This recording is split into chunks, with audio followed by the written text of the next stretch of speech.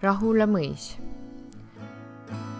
Rahula mõis on endine Rüütli mõis Harjumaal, mis eraldati 17. sajandi alguses Voore mõisast üheskoos 1000 hektari maaga.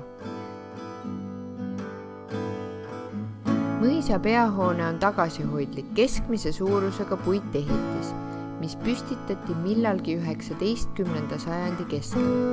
Eelnevalt asus samas kohas Voore karjamõis, millest pole kahjuks palju teada. Kunagi kuulus ehitise juurde lisaks veel saaliosa, mis aga lammutati nõukogude ajal. Peahoonest oluliselt uhkemad olid arvukad põllumajandusliku otstarbega kivist kõrvalhooned, mis paiknesid valdavalt mõisapargi servades ja millest mitmed on tänaseni säilinud.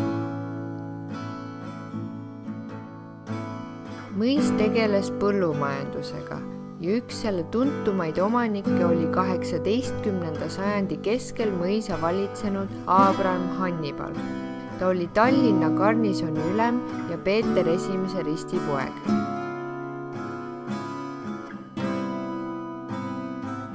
Nõukogude ajal loodi peahoonesse korterid.